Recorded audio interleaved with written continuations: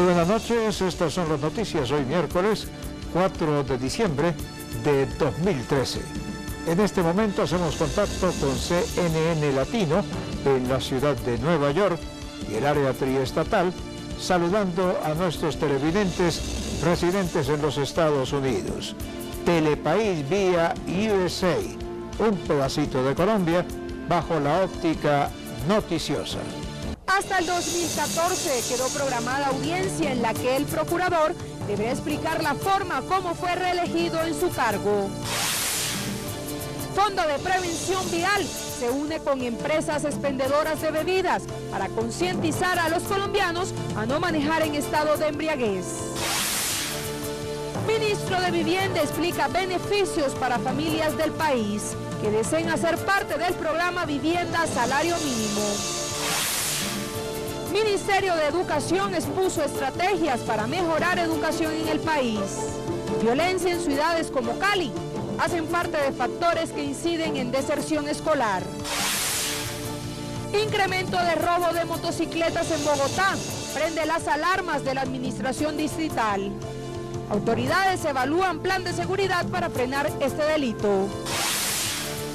Se cumplió segundo día de juicio en contra de Carlos Cárdenas, señalado de ser uno de los responsables de la muerte del joven Luis Andrés Colmenares. Presidente Santos cumplió segundo día de visita oficial a Estados Unidos. Jefe de Estado recibió espaldarazo de organismos económicos al desarrollo del país. Preocupación de distribuidores minoristas de gasolina en frontera con Venezuela. Desabastecimiento supera cálculos preestablecidos. Telepaís, con nuestra gente al día.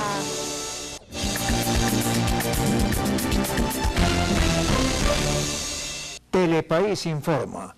El presidente del Consejo Superior de la Judicatura, Wilson Ruiz, indicó que aunque desconoce cuál será el togado que reemplazará al ex magistrado Henry Villarraga, es importante que se dé celeridad en su escogencia debido al retraso que hay en varios procesos que reposan en ese alto tribunal. Teniendo en cuenta que el próximo 10 de diciembre el Congreso de la República decidirá cuál de los 3 nombres que propuso el Gobierno Nacional reemplazará al magistrado Henry Villarraga, el presidente de la Sala Disciplinaria del Consejo Superior de la Judicatura, el magistrado Wilson Ruiz, indicó que aunque no conoce a ninguna de las personas propuestas dentro de la terna, espera que sea cual sea la persona elegida, llegue a apoyar a la Judicatura. Como presidente de la Sala he llevado la iniciativa y la vocería de esto. La semana que acaba de pasar repartimos aproximadamente unos 28 a 30 procesos que eran conflictos de competencia y que estaban a punto de prescribir.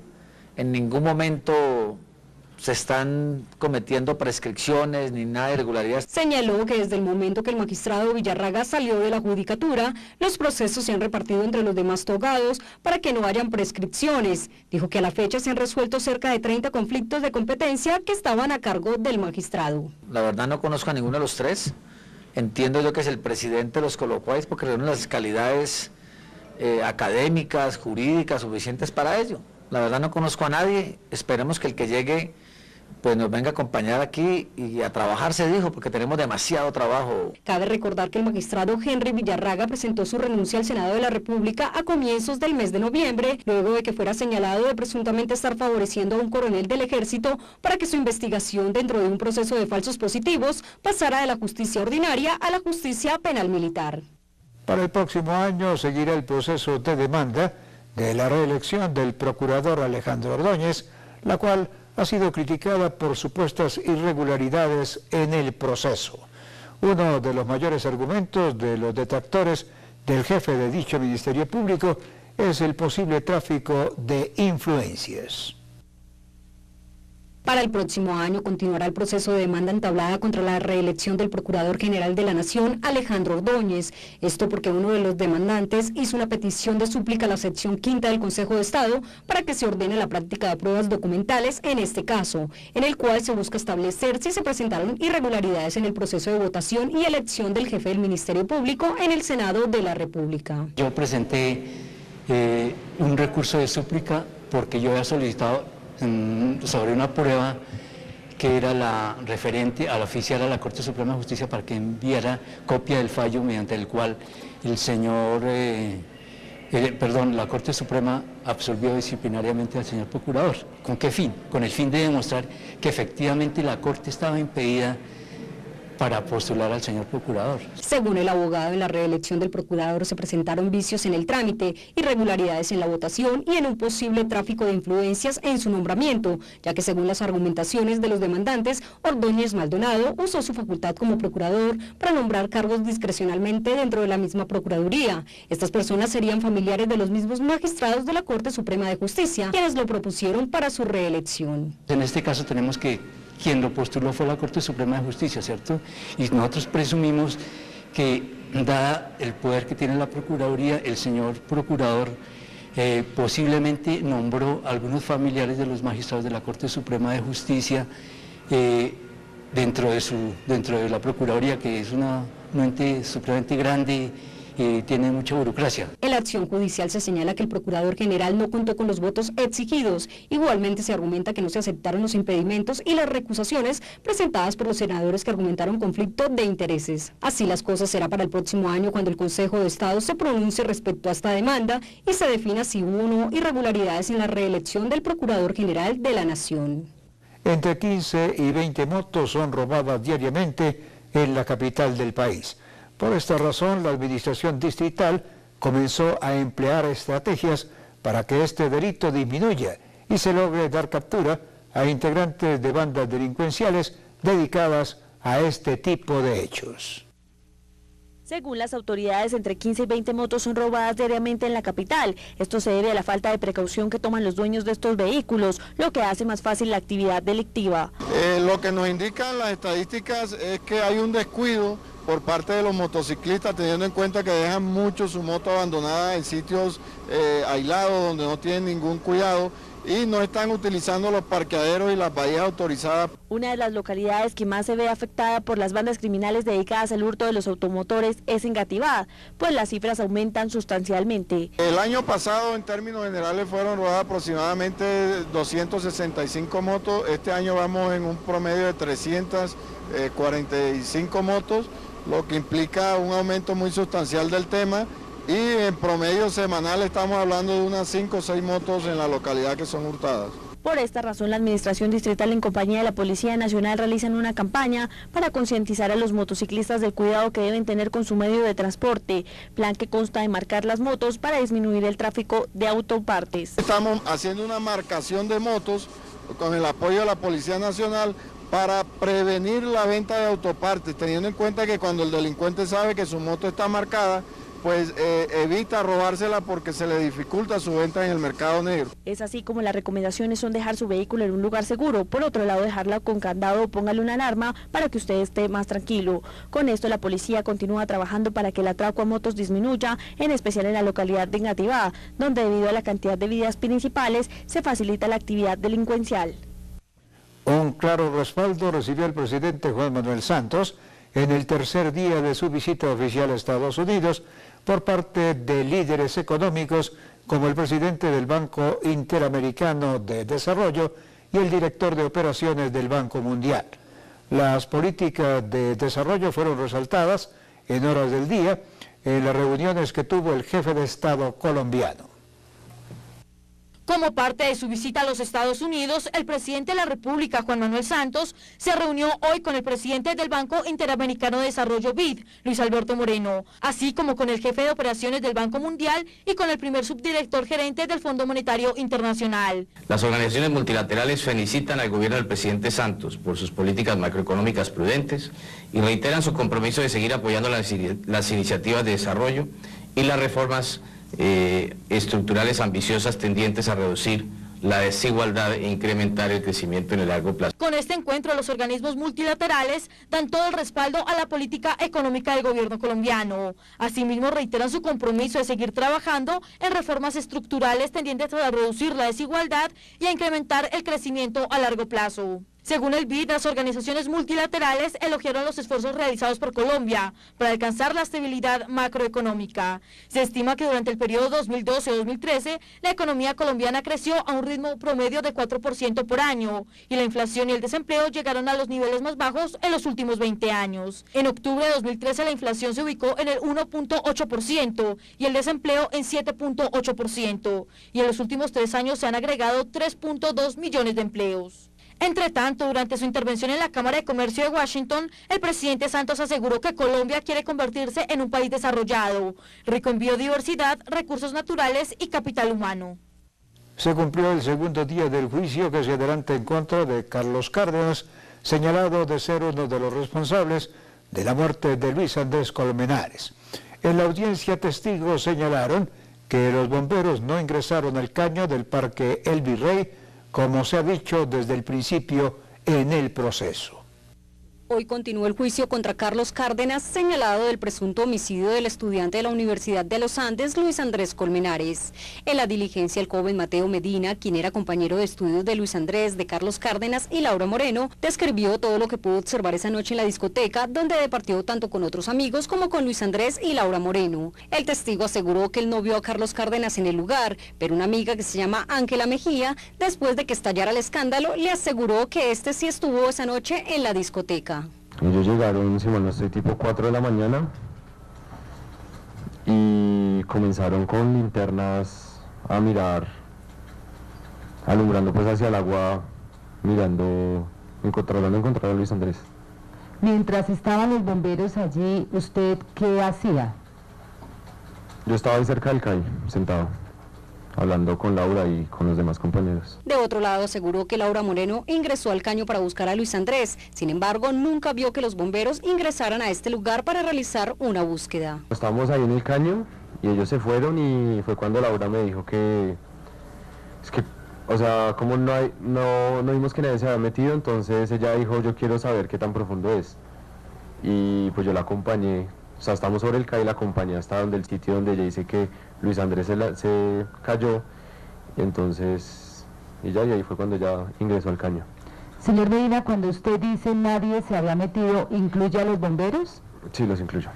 ¿Ellos no se metieron? Yo no los vi en ningún momento que se metieran. El testigo recordó que se enteró de lo sucedido porque la indiciada lo llamó para contarle la preocupación que tenía, puesto que el joven se había lanzado al caño. También recordó que el recorrido en el que acompañó desde afuera a Moreno duró 5 minutos y ésta habría ingresado al caño poco después de que los bomberos se marcharan. Mateo Mejía indicó al juez y a la fiscal del caso que los uniformados que realizaron la supuesta búsqueda no tenían herramientas especiales de rescate y reiteró que desde el punto en el que él estaba no los vio entrar al túnel del caño. A más de 85.000 millones de dólares, de acuerdo al Banco de la República, asciende la deuda externa del país al último corte del mes de agosto. Esto significa un crecimiento superior al 10% en comparación al mismo periodo del año anterior. Según el gobierno nacional, la inversión de capital a empresarios, la destinación de mayores recursos a sectores como vivienda, entre otros, hacen parte de la destinación de los dineros al desarrollo del país.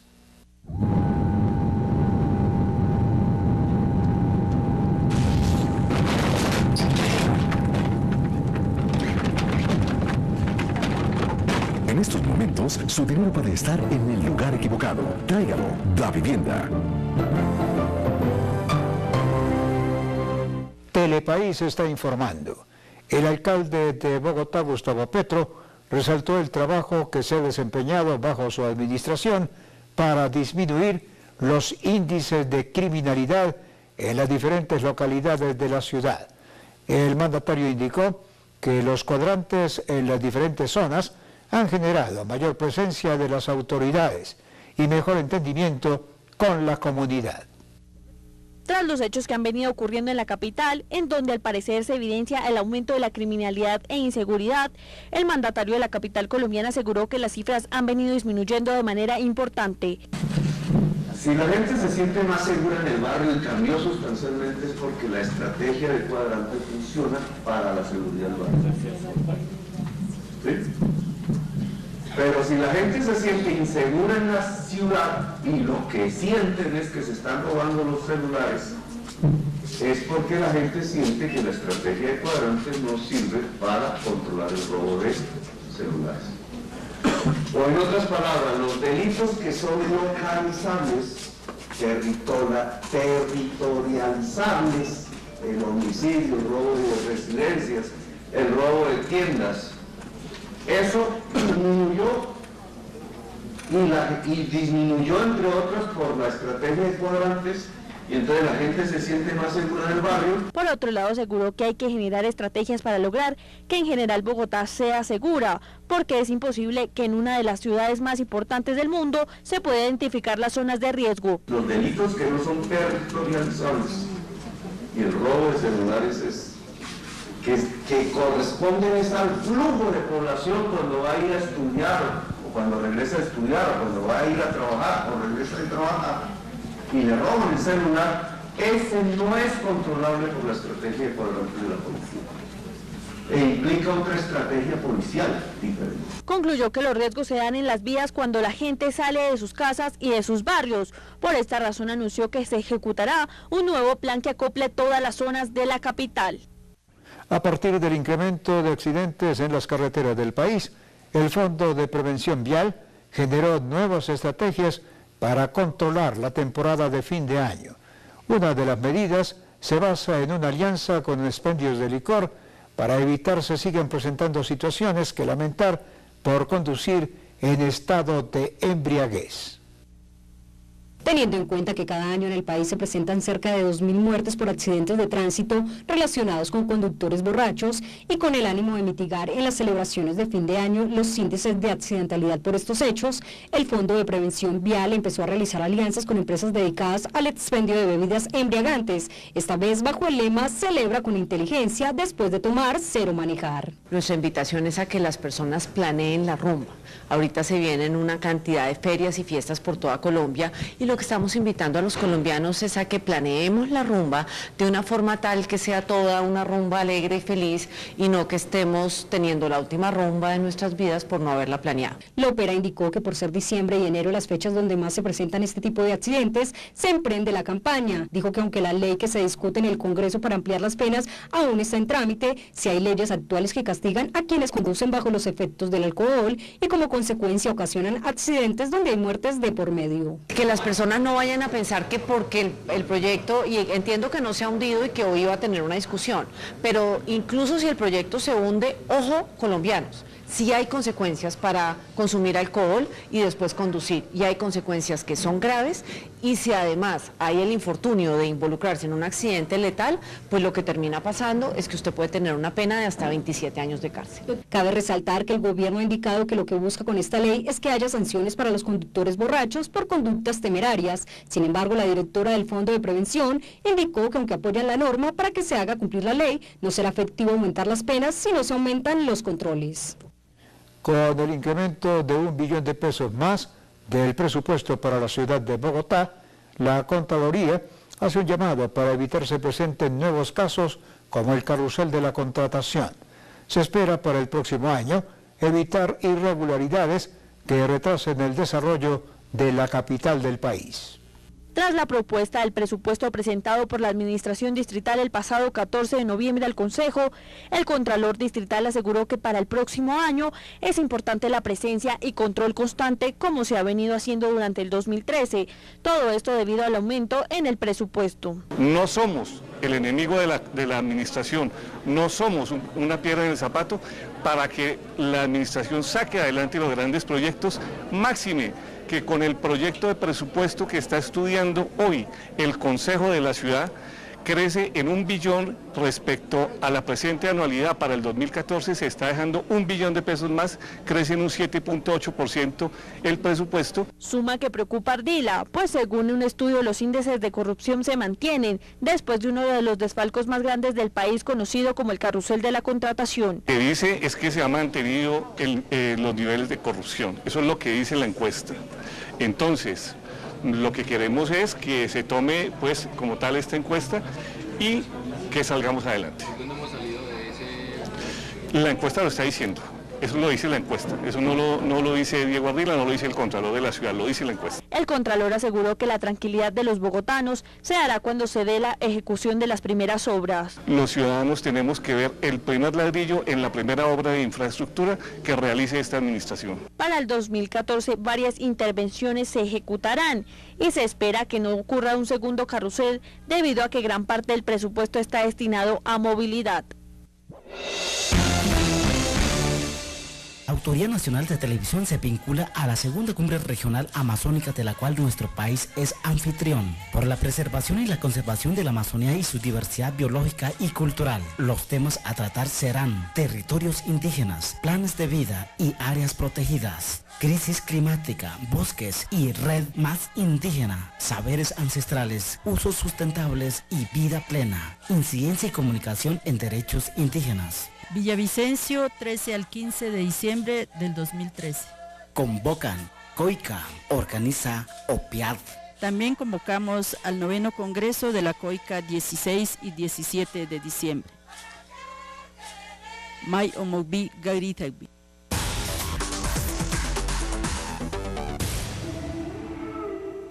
En esta Navidad, ¿qué vas a pedir? En Navidad y siempre, pide la factura. Por cada compra que realices de cualquier producto o servicio, pide la factura. Regístrala en www.colombiafactura.com y el 31 de diciembre podrás ser seleccionado para ganar uno de los 15 bonos redimibles en carros 0 kilómetros que la DIAN tiene para ti. En un debate de control político desde el Congreso de la República, se evaluaron las debilidades que hay en el sistema de educación en regiones como Cali, que es la que presenta mayor deserción de estudiantes y falencias en factores como infraestructura. La jornada contó con la presencia de la ministra de Educación, María Fernanda Campo. Hoy en la Comisión Sexta del Senado de la República se llevó a cabo un debate de control político en donde se analizó la situación actual en materia de educación en la ciudad de Cali y en general en todo el departamento del Valle del Cauca. Se afirma que los principales problemas se presentan en materia de infraestructura. La infraestructura que nosotros tenemos en la ciudad de Cali educativa es una infraestructura hoy por hoy obsoleta, la infraestructura oficial, donde los niños se educan. Es una infraestructura desmoronada, desbaratada, corroída, destruida. Más del 55% de la infraestructura de los colegios de la ciudad de Cali está en condiciones precarias. En Cali no se ha avanzado en la estructuración y construcción de colegios, no se han modernizado y continúa un gran riesgo para los estudiantes de la ciudad. Otro aspecto que se debe tener en cuenta son los altos índices de violencia que se vienen presentando, en donde si bien aparentemente no tiene mayor responsabilidad la educación, sí hay un aspecto que se debe pensar. El Ministerio de Educación no tiene nada que ver con los homicidios. Pues no tiene nada que ver el Ministro de Educación con los homicidios que se están ocurriendo en la ciudad de Cali. Pero de ahora en adelante el Ministerio de Educación sí tiene una responsabilidad de ayudar en la reducción de esos homicidios a partir de brindarle a estos niños y a estas niñas unas condiciones de educación que les permitan que esa tragedia se evite. El senador Alexander López de igual manera denuncia el aumento de los jóvenes que se dedican a delinquir, muchas veces por la falta de oportunidades académicas. Considera además que las fronteras invisibles que existen entre las pandillas, la gran mayoría de ellas con niños en sus filas de 8, 9 y 10 años, han impedido que los jóvenes asistan a las instituciones educativas. Por ejemplo, los únicos 2 megacolegios que tiene la ciudad solo educa a 1.000 niños, cuando puede recibir hasta 4.000. Al debate asistió la ministra de Educación y se hace la solicitud al Gobierno Nacional para que trabaje en esta problemática. Y ahora saludamos a Maritza Peña, quien reporta desde la ciudad de Nueva York acerca de la información del día en los Estados Unidos. Adelante, Maritza, con todas las noticias desde la Gran Manzana. Muchísimas gracias, Jorge Barón, y saludos a toda Colombia desde la ciudad de Nueva York. Esta es la información para el noticiero Telepaís. La Junta Nacional de Seguridad en el Transporte removió a la unión que representa a los operadores del ferrocarril Metro Norte de la investigación sobre el fatal descarrilamiento de un tren en el Bronx el domingo pasado. La Junta declaró que el presidente de la Unión, Antonín Botalico, rompió un acuerdo entre la agencia y la Unión de mantener confidencialidad mientras culmina la investigación. Para eso pagan una unión, ¿no? Para que proteja al trabajador. La unión tiene que estar con uno. Yo trabajo con Unión. Y si yo tengo un caso y la Unión se retira, entonces que la Unión no sirve. Butelico anunció el día de ayer en una conferencia de prensa que el operador del tren William Rockefeller estaba en un estado de trance segundos antes de ocurrir el accidente y que al darse cuenta de lo que ocurría ya era demasiado tarde. La Junta Nacional de Seguridad en el Transporte declaró que en investigaciones como esta siempre es valioso el conocimiento técnico de las agencias como la Unión, pero que mantener el acuerdo de confidencialidad es hiperactivo para la investigación y tras comentarios han decidido remover a la Unión como parte de la investigación que todavía continúa.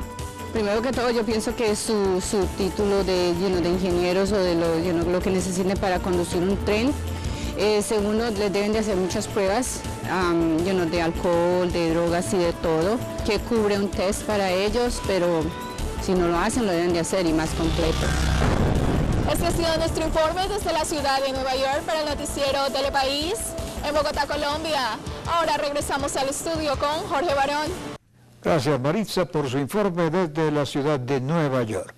Y en otras noticias, la Secretaría de Movilidad de Bogotá consideró positivas las proyecciones de conectar la avenida Circunvalar de la ciudad con más rutas para poder facilitar el flujo vehicular y descongestionar en parte el sistema de movilidad, que actualmente es uno de los mayores problemas que enfrenta la capital del país. La movilidad en Bogotá es un tema preocupante para la Secretaría de Movilidad, al igual que para la Alcaldía Mayor de Bogotá. Por esta razón, la Administración Distrital busca formas de descongestionar las calles capitalinas, apropiándose de proyectos que se han discutido en administraciones pasadas. Eso se está trabajando inclusive desde hace dos administraciones. Hace dos administraciones se estuvo hablando sobre la conectividad de la Circunvalar, porque pues se generaba un corredor que no tenía conexión con la carrera séptima, sino en unos puntos específicos y unas conexiones muy precarias. Se hicieron algunos intentos, pero hay que hacer unas intervenciones ya más fuertes, mejorar por ejemplo de la calle 92, que es muy precaria, el inicio de la Circunvalar, de ahí usted no encuentra hasta la calle 53 ninguna conexión verdadera que se pueda hacer, solamente la de la 53 y después hasta la 26, solo tendría esas tres conexiones como digamos constituidas decentemente con toda la técnica y la ingeniería. Estas obras modificarán por completo los cruces, semáforos y paraderos, pues según el secretario algunos podrían pasar a ser inapropiados en el sector. Podría pensarse en que se eliminan algunos semáforos que hubo que instalar, algunos que en el momento que se instalaron fueron útiles, en ese momento ya no lo son tanto, están generando más congestión que ayuda. Tenemos que reestructurar el de la 85 que conecte en la 85 la salida a La Calera. La gente que vive en La Calera está sufriendo todos los días los trancones de esa vía y una mejora en esa intersección nos ayudaría bastante. Sin embargo, Rodríguez aseguró que las obras en este lugar son complicadas por el desarrollo de la zona y llamó ingeniosas a las intervenciones que se harán allí. Es un sitio desarrollado, ya hay unos edificios muy costosos ahí y sería un trabajo bastante, tendría que ser muy ingenioso. Sí, cabe la redundancia de la ingeniería local para poder desarrollar unas intersecciones mejoradas ahí. No obstante, falta la aprobación del Consejo, como algunos estudios por parte del IDU, para garantizar el éxito de estas obras y asimismo que no se afecten las viviendas de las personas que se encuentran aledañas a la vía. Un estudio entre la Organización Internacional para las Migraciones y el Fondo de las Naciones Unidas para la Infancia reveló el impacto psicosocial de distintos hechos ocurridos en el marco del conflicto armado sobre los menores que han sido víctimas. Se espera a partir de ello poder brindar asistencia a esta población del país. Se entregan los resultados de un estudio que busca evaluar el impacto psicosocial del conflicto armado de la niñez en el país. Se destaca ansiedad, desconfianza, dificultad para enfrentar las condiciones adversas y temores permanentes son algunos de los factores que afectan hoy en día a los niños y niñas adolescentes, víctimas del conflicto armado en Colombia. Estos fueron los resultados entregados por el Instituto Colombiano de Bienestar Familiar, la Organización Internacional para las Migraciones y el Fondo de las Naciones Unidas para la Infancia. cuyos resultados evidencian el impacto psicosocial de distintos hechos ocurridos en el marco del conflicto armado sobre los niños, niñas y adolescentes que han sido víctimas de los mismos. Dicho estudio permitió determinar las consecuencias, impactos y afectaciones de 6 hechos victimizantes sobre los menores de edad: el desplazamiento forzado, la violencia sexual, la explotación de minas antipersona, el secuestro, la orfandad y el reclutamiento ilícito. Según los resultados de este estudio, los menores de edad en condición de desplazamiento presentan problemas en el ámbito afectivo, pero menos sentimientos de culpa de los desvinculados. Se muestran más retrasos y se expresan más quejas somáticas, ansiedad y problemas de atención, en comparación con los demás. Estos niños tienen un nivel más bajo de escolaridad y perciben tener menor salud que el resto de los evaluados. A partir de un reciente estudio de cómo ven los bogotanos la credibilidad de algunas entidades del distrito, los ciudadanos consideraron que el Consejo presenta una baja imagen, debido a las polémicas denuncias que han implicado a concejales con temas de contratación irregular en la ciudad. Después de los escándalos que se han dado alrededor del Consejo, debido a la citación por parte de la Fiscalía a algunos concejales por el conocido carrusel de la contratación, los bogotanos aseguraron que su credibilidad en la entidad ha disminuido. Pues no le fue muy bien al Consejo, la calificación de la gestión, de la mala gestión quedó en el 45% y tuvo una mejoría importante con respecto al año pasado. Entonces la gente ha venido percibiendo, seguramente por los recientes escándalos de corrupción, y le da una calificación, digamos, castiga al Consejo en su calificación. Según los encuestadores, es una respuesta que no se da solo en un sector de la ciudad, es algo homogéneo que se evidencia en la población encuestada. Esto es una muestra representativa, es una encuesta que se replicó a 1.350 personas, es representativa para toda la ciudad, es representativa por 5 zonas de la ciudad donde agrupamos las localidades. Entonces tenemos zona suroriente, suroccidente, zona centro, Chapinero y norte, ¿sí? Entonces es representativa por las zonas y representativa por estrato socioeconómico, sexo y grupos de edad a partir de los 18 años. Por otro lado, en la encuesta se evidenció la división que tiene la capital con respecto a la visión que tienen de la alcaldía. ¿Cómo califican, por ejemplo, la alcaldía? ¿Sí? Si, digamos, más o menos la mitad de los ciudadanos están calificando al alcalde bien y a la gestión de la alcaldía, la otra mitad la califica mal. Entonces, digamos, los ciudadanos no nos hemos podido poner de acuerdo en si las cosas con el alcalde van bien o van mal, está muy polarizada la opinión ciudadana. Finalmente, Bogotá ha avanzado positivamente, teniendo en cuenta que hay algunos sectores para mejorar. Preocupados se mostraron los distribuidores minoristas de combustible norte de Santander por la falta de este producto.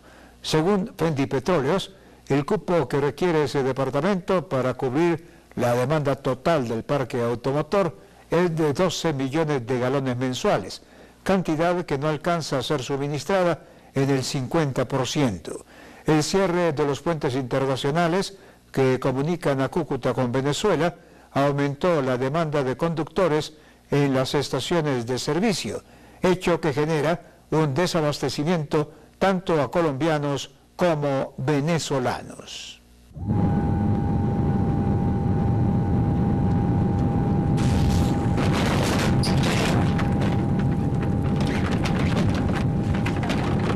En estos momentos, su dinero puede estar en el lugar equivocado. Tráigalo, Da Vivienda. Las familias que solo cuentan con el ingreso de un salario mínimo tendrán mayores facilidades para adquirir casas en el país. Así lo ratificó el Ministerio de Vivienda a través de la estrategia Vivienda Salario Mínimo, que ofrece una nueva oportunidad para estas personas. El ministro de Vivienda, Luis Felipe Henao, entregó un positivo balance respecto a la participación del sector privado en el programa de vivienda para ahorradores. Señaló que 172 proyectos habitacionales dirigidos a familias que ganan entre 1 y 2 salarios mínimos fueron presentados por constructoras, cajas de compensación familiar y promotoras de vivienda. El resultado fue muy exitoso, sacamos a licitar las primeras 50.000 viviendas, se presentaron más de 68.000 ofertas, lo cual va a llevar a que asignemos en la primera oferta más de 60.000 viviendas, y con una muy buena noticia, y es que en Bogotá se registraron más de 7 proyectos por más de 6.000 viviendas. y que tuvimos oferta en casi todo el país. Por su parte, el ministro de Hacienda, Mauricio Cárdenas, quien estuvo presente en el anuncio, le dio un total respaldo a esta iniciativa. El sector de la vivienda es tal vez el sector de la economía que está moviéndose de manera más dinámica. Y esto es muy afortunado porque este es un sector que tiene la gran capacidad de arrastrar al resto de la economía, arrastrar el empleo, que es tan importante, y arrastrar la industria, porque demanda muchos insumos. El jefe de la cartera de la vivienda indicó que para completar las 86.000 viviendas proyectadas en este programa, se tendrá abierta la convocatoria para entidades públicas hasta el 10 de enero de 2014. Dijo que para las 25.800 viviendas restantes estarán a cargo las gobernaciones y alcaldías que así lo deseen y cumplan con los requisitos estipulados por la iniciativa. Por último, señaló que una vez se publiquen los proyectos seleccionados, las personas interesadas y que ganen entre 1 y 2 salarios mínimos podrán acceder a las postulaciones, donde además no tendrán que comprometer más del 30% de su ingreso, es decir, que pagarían mensualmente una cuota aproximada de 180.000 pesos.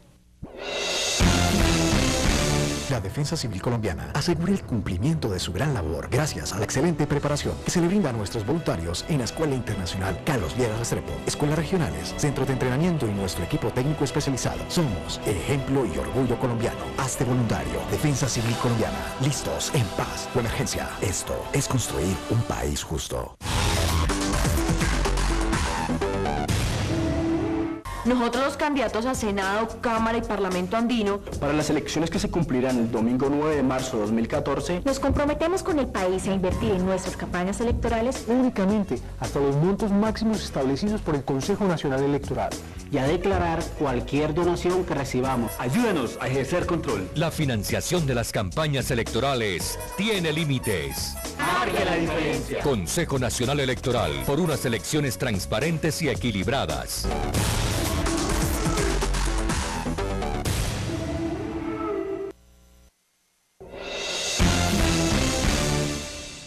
Diego Fernando Murillo, alias Don Berna, ex jefe paramilitar, concluyó su versión libre, rendida desde una cárcel de Estados Unidos, donde permanece detenido, purgando una pena de 31 años. Durante la videoconferencia, alias Don Berna habló sobre la entrega de 21 bienes de su propiedad, adquiridos con dineros ilícitos, y también se le interrogó acerca de la oficina y sus testaferros.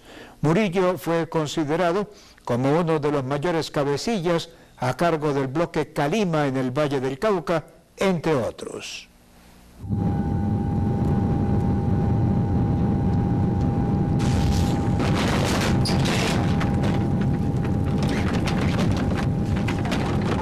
En estos momentos, su dinero puede estar en el lugar equivocado. Tráigalo, Da Vivienda. Alrededor de 90 millones de pesos de capital semilla obtuvieron 5 proyectos de desafíos tecnológicos en el país. Estas iniciativas recibieron no solo el apoyo financiero, sino también cuentan con la posibilidad de recibir una beca en el campus de estudio de la NASA. Después de finalizar el proceso de evaluación de la etapa de co-creación y el Pitch 2.0, fueron elegidos los proyectos finalistas del desafío Social Apps.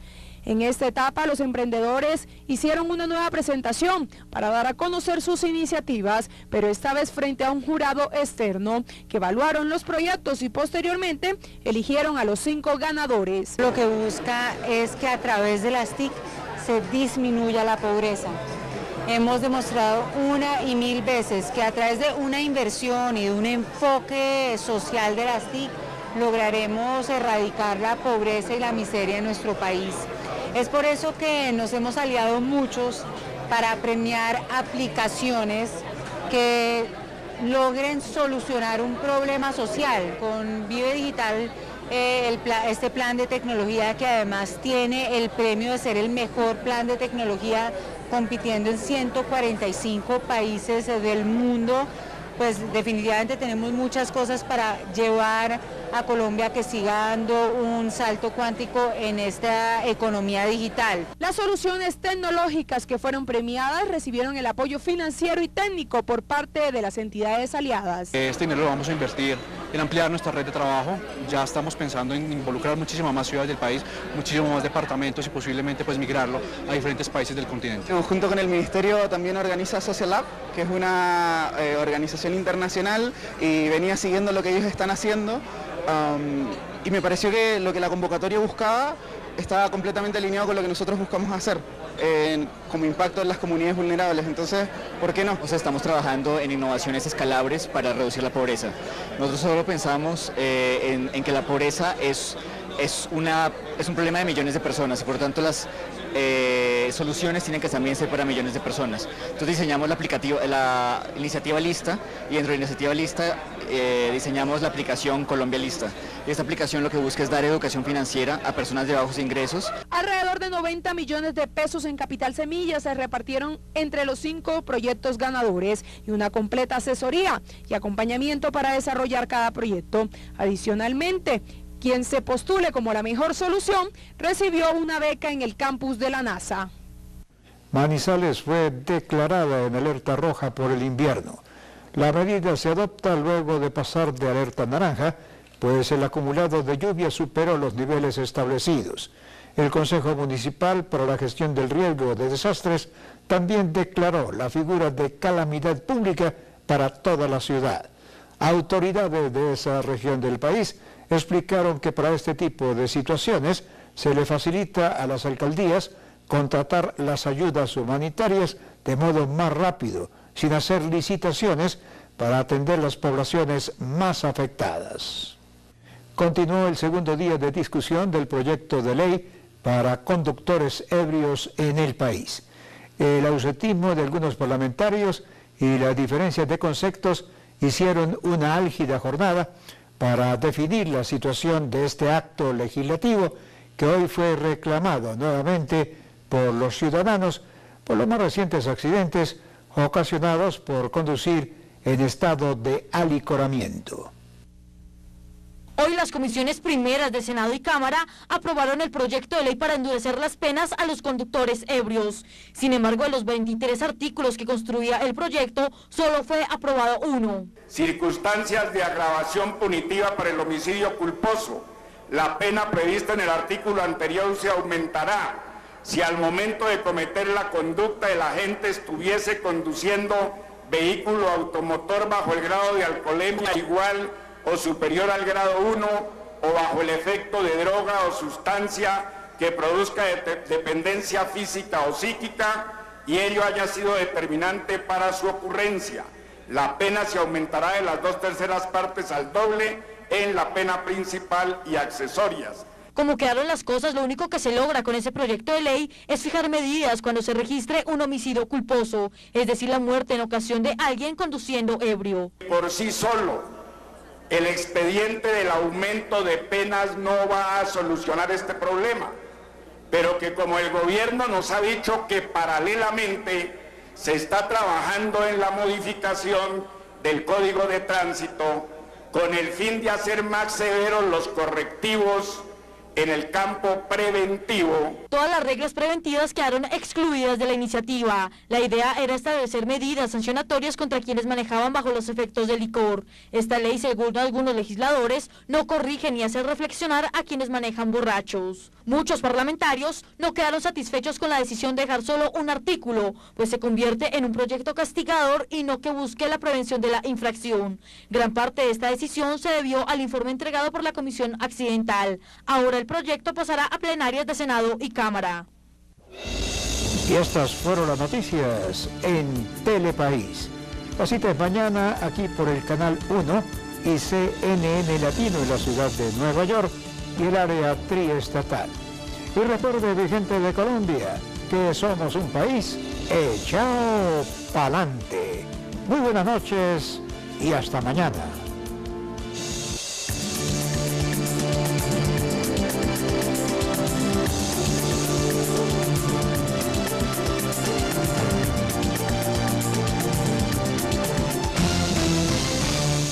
Expuso estrategias para mejorar educación en el país. Violencia en ciudades como Cali hacen parte de factores que inciden en deserción escolar. Incremento de robo de motocicletas en Bogotá prende las alarmas de la administración distrital. Autoridades evalúan plan de seguridad para frenar este delito. Se cumplió segundo día de juicio en contra de Carlos Cárdenas, señalado de ser uno de los responsables de la muerte del joven Luis Andrés Colmenares. Presidente Santos cumplió segundo día de visita oficial a Estados Unidos. Jefe de Estado recibió espaldarazo de organismos económicos al desarrollo del país. Preocupación de distribuidores minoristas de gasolina en frontera con Venezuela. Desabastecimiento supera cálculos preestablecidos. Telepaís, con nuestra gente al día.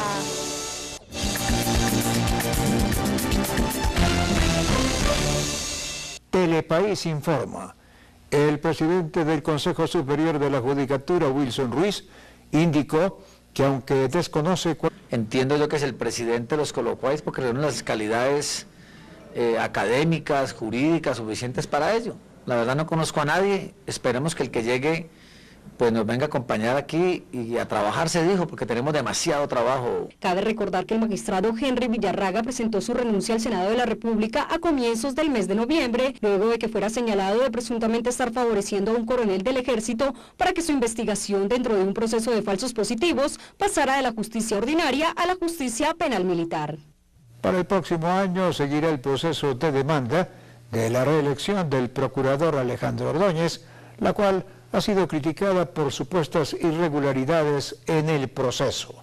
Uno de los mayores argumentos de los detractores del jefe de dicho Ministerio Público es el posible tráfico de influencias.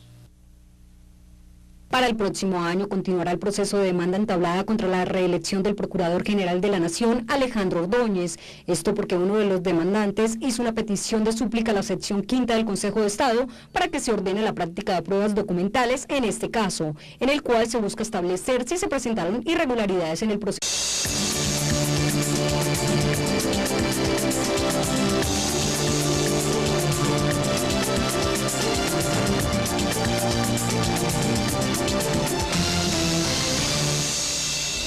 Muy buenas noches, estas son las noticias hoy miércoles 4 de diciembre de 2013.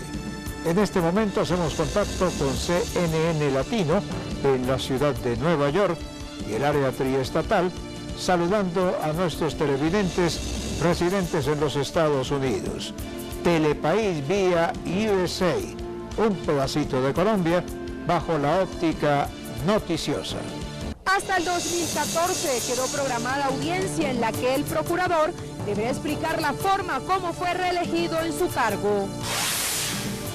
Fondo de Prevención Vial se une con empresas expendedoras de bebidas para concientizar a los colombianos a no manejar en estado de embriaguez. Ministro de Vivienda explica beneficios para familias del país que deseen hacer parte del programa Vivienda Salario Mínimo. Ministerio de Educación. Proceso de votación y elección del jefe del Ministerio Público en el Senado de la República. Yo presenté un recurso de súplica porque yo había solicitado sobre una prueba que era la referente al oficial a la Corte Suprema de Justicia para que enviara copia del fallo mediante el cual el señor, la Corte Suprema absolvió disciplinariamente al señor procurador. ¿Con qué fin? Con el fin de demostrar que efectivamente la Corte estaba impedida para postular al señor procurador. Según el abogado, en la reelección del procurador se presentaron vicios en el trámite, irregularidades en la votación y en un posible tráfico de influencias en su nombramiento, ya que según las argumentaciones de los demandantes, Ordóñez Maldonado usó su facultad como procurador para nombrar cargos discrecionalmente dentro de la misma procuraduría. Estas personas serían familiares de los mismos magistrados de la Corte Suprema de Justicia, quienes lo propusieron para su reelección. En este caso tenemos que quien lo postuló fue la Corte Suprema de Justicia, ¿cierto? Y nosotros presumimos que, dada el poder que tiene la Procuraduría, el señor procurador posiblemente nombró a algunos familiares de los magistrados de la Corte Suprema de Justicia. Él será el togado que reemplazará al ex magistrado Henry Villarraga. Es importante que se dé celeridad en su escogencia debido al retraso que hay en varios procesos que reposan en ese alto tribunal. Teniendo en cuenta que el próximo 10 de diciembre el Congreso de la República decidirá cuál de los 3 nombres que propuso el Gobierno Nacional reemplazará al magistrado Henry Villarraga, el presidente de la Sala Disciplinaria del Consejo Superior de la Judicatura, el magistrado Wilson Ruiz, indicó que aunque no conoce a ninguna de las personas propuestas dentro de la terna, espera que sea cual sea la persona elegida, llegue a apoyar a la Judicatura. Como presidente de la Sala he llevado la iniciativa y la vocería de esto. La semana que acaba de pasar repartimos aproximadamente unos 28 a 30 procesos que eran conflictos de competencia y que estaban a punto de prescribir.